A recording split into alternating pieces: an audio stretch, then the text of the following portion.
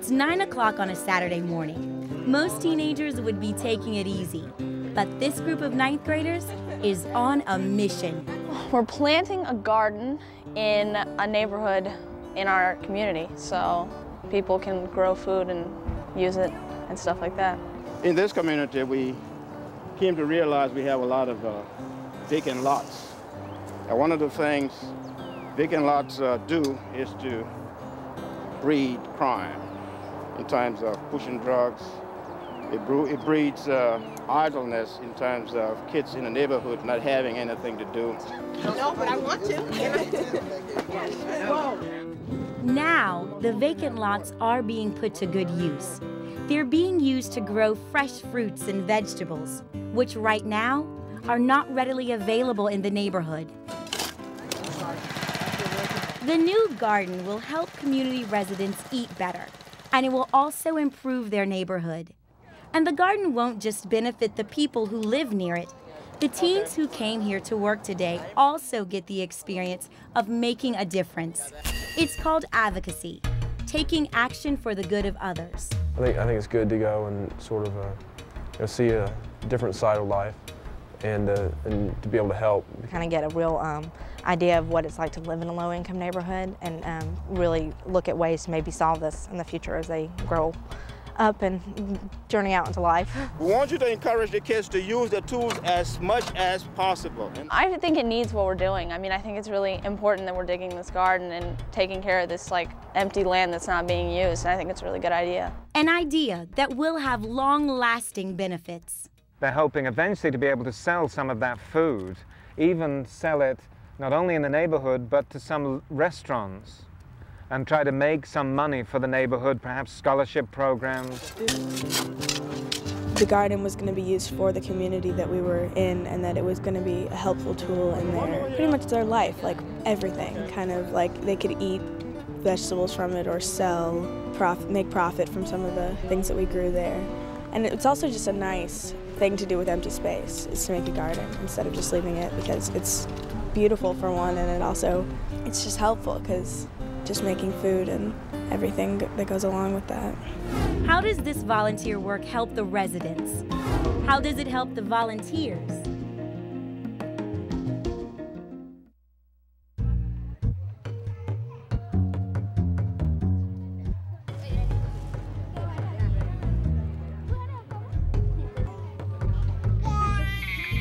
Hunger is one of the world's most desperate problems, especially for children.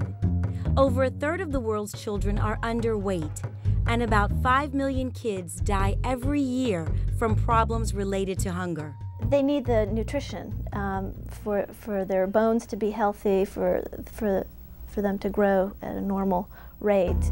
Although the majority of undernourished children live in other countries, this is a problem in America too. These teens recognize the need to feed children and their families in their own community, and they've decided to help people who are having trouble buying enough food. We're making food for families of however many people are in the family, and we give them fruit, cereal, cookies, macaroni and cheese, and little instant strawberry mousse stuff like Jell-O, I guess. It may not seem like much, just a box of food most people have at home. But for the people who will get the boxes, these are the carbohydrates, the vitamins, the protein that their bodies need to grow and stay healthy. Especially through adolescence, it's really important that they get all their nutritional needs met with going through the changes in puberty. And for girls, the lack of food and the lower body fat can lead to amenorrhea, which can lead to lower estrogen levels, which can lead to bone fractures and osteoporosis and other kinds of problems, and even fertility problems later on in life. Lashika enjoys working alongside dozens of other teenagers in this food pantry. I mean, you're actually using your hands to do things that, help other people, and I'm pretty sure the people that gets the basket is thankful for it. You're helping them for another day, another week, so they wouldn't have to scavenge all their money around for just a little bit of food. The families are getting the support they need until they can support themselves. And the volunteers get something too, the comfort of knowing they can make a dent in a huge problem. This is the kids doing this. We're here to help them, we're here to guide them, we're here to make sure that they get it done and follow through and support them. But you know, this was the kids' idea to start this, and we went from 30 families a month when we first started. More than doubled that in less than 6 months, and we're up to over 300 a month here. It makes me feel like I'm doing something important with my time, that I'm helping other people out and that they're getting what they need through me and through the organization, but it makes me feel really good to see what I'm doing and how I'm helping people. It makes you happier, you know, helping people out, like bring something out in you that you usually wouldn't feel. By everybody volunteering and helping everybody that they benefit from it, not only the other people benefit that I think they do. We're helping knowing that they help somebody throughout their life, and they'll carry that with them forever. Those teens are helping people face to face in their own community. But what about people who live thousands of miles away? All of my dear friends have left. Karina is reading emails from friends she made online. They live on the other side of the world, but their words make their situation clear. They're suffering terribly. The last emails we got were incredibly powerful and made us cry as we read them. They're just like us, but they just live in a different environment at different circumstances. They're drinking contaminated water. They don't hardly have any food. Television and the internet bring problems from around the world right into our homes and let us see that there are people who need help. I think what's symbolic of is just, again, how small the world is now. You know, you can't escape anything now. What affects them affects me. You know, it used to be over there, but it ain't no over there now. It's all right here. And that's what technology has done, how the world has shrunk. It's all right here. But how can a group of teenagers make a difference from thousands of miles away? One hairbrush, one wide tooth comb, one fingernail clipper. Karina's class decided to help put together care packages. They're small items, things most people take for granted.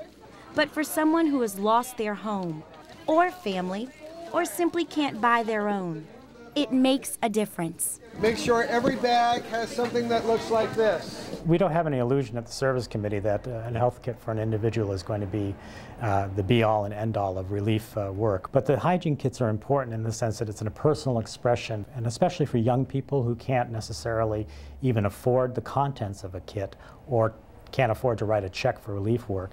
It gives them an activity and a personal expression of their concern that is manageable. So I decided just to help, and that makes it feel better, like I'm expressing my feelings. I can change anything, because if I keep doing what I'm doing and continuing to think the way I think and let everybody hear my voice, I think I can make a difference. I feel that I am making a difference because they say that the youth is our future, and I think it is true. So one of the best things for helplessness, certainly, is to feel empowered and get active and involved. That's the best way to feel that you can make a difference. When you recognize someone else in need and want to make a difference, there are lots of ways to do it. So we're trying to organize a blood drive at the school. I'm definitely going to donate money.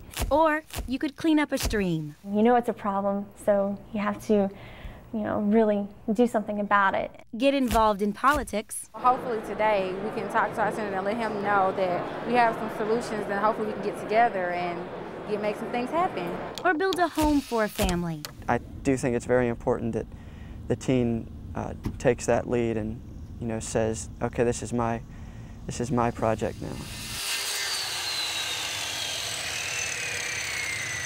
One person can't solve the world's problems. But just think of where the world would be if no one made an effort. If no one opened food pantries, sent care packages, or tried to help starving children. Every little bit makes a difference. Well, I just don't like to see people in pain, and I've always wanted to help people. I mean, like when I grow up, when I go to college, I want to have a career that has to do with helping people. I'm in a position to help, and I think that I should.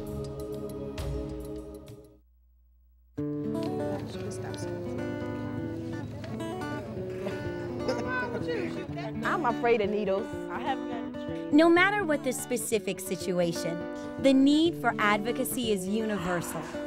You can't solve the problems of everyone in need, but when you recognize a need, you can take action and lend support that makes the situation a little better. Let's get 3 volunteers. 3 volunteers who didn't plan over there. The awareness is a big thing, just because you hear things and you study things, but you don't, especially people outside of low-income neighborhoods, they always hear that, oh, there's poverty and there's this, and you think there's drugs, and there is. I mean, there's a high prevalence of that here, but a lot of these kids have a lot to offer, and they just need that outlet. Teens, like Jamie, who will benefit from the food grown in the garden and from meeting kids from another neighborhood who cared enough to help plant it. I think it's a wonderful thing by gardening.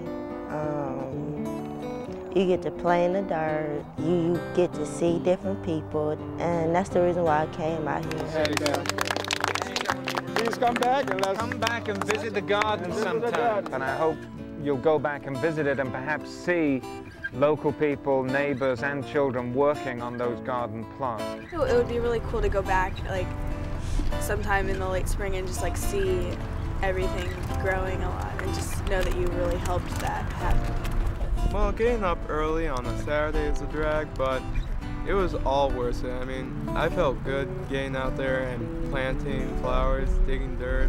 It was all worth it. It also, of course, takes us all out of ourselves to do a project for someone else and know that it'll be very worthwhile. Food, it's growing food for the neighborhood.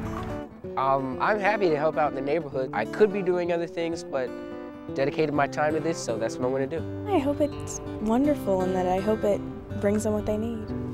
How could you help someone in your community?